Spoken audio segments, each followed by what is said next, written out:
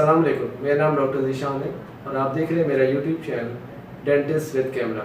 आज हम डिस्कस करेंगे डेंटल ब्रशेस के बारे में, यानी दांतों को साफ़ करने के लिए जो ब्रश यूज़ किए जाते हैं वो कितने टाइप के ब्रशेस होते हैं और उसमें हम किस तरह उसको यूज़ करेंगे। तो सबसे पहले हम डिस्कस कर लेते हैं डेंटल ब्रश क्या होता है। डेंटल ब्रश बेसिकली एक टाइप का ब्रश होता है जिससे हम दांतों को अपने साफ़ करते हैं।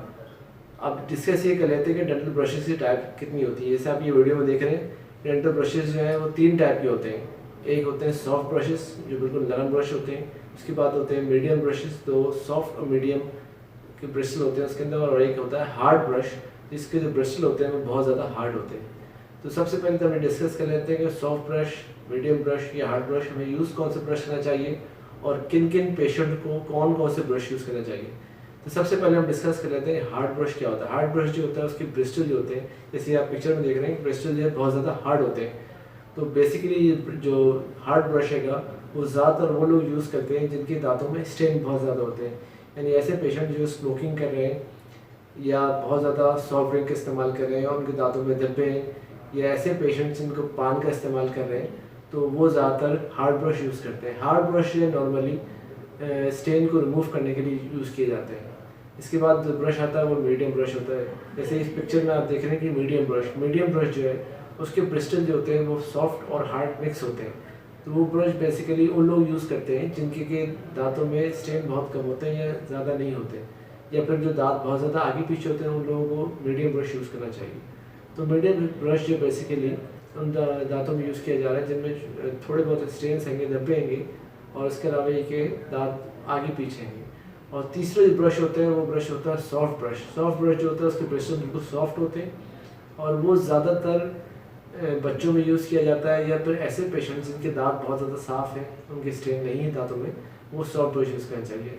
अब हम इसके डिसएडवांटेजेस और एडवांटेजेस डिस्कस कर लेते हैं। पहले हम डिस्कस करते हैं हार्ड ब्रशेस के फ़ायदे। हार्ड ब्रश का जो फ़ायदा है वो फ़ायदा ये है कि जो पेशेंट्स की स्मोकिंग से स्टेन मौजूद होते हैं या पान चूने वाले पेशेंट जिनके कत्थे के स्टेन होते हैं, उसको रिमूव करने में हार्ड ब्रश इस्तेमाल किया जाता है। लेकिन हार्ड ब्रश से के एडवांटेज तो आपको बता दिए मैंने कि वो स्टेन निकाल देता है कुछ हद तक, लेकिन हार्ड ब्रश का डिसएडवांटेज ये होते हैं कि जो दांतों का एनामल होता है, जो सबसे ऊपर की लेयर होती है जिसको हम एनामल कहते हैं, उस सरफेस को वो खींचना शुरू कर देता है। अगर हार्ड ब्रश का इस्तेमाल बहुत ज़्यादा करेंगे तो उससे दांतों के जो एनामल है वो डैमेज होता है और फिर दांतों में ठंडा गर्म सेंसेशन ये हो जाता है। सेकेंडली हम डिस्कस करते हैं मीडियम ब्रश के एडवांटेज। मीडियम ब्रश का फ़ायदा ये है कि उन पेशेंट में जिसमें कैलकुलस टाटा वगैरह जमता है या माइल्ड से स्टेन होते हैं, उनको मीडियम ब्रश यूज़ करना चाहिए। मीडियम ब्रश से दांत कुछ हद तक, काफ़ी हद तक बल्कि साफ़ हो जाते हैं।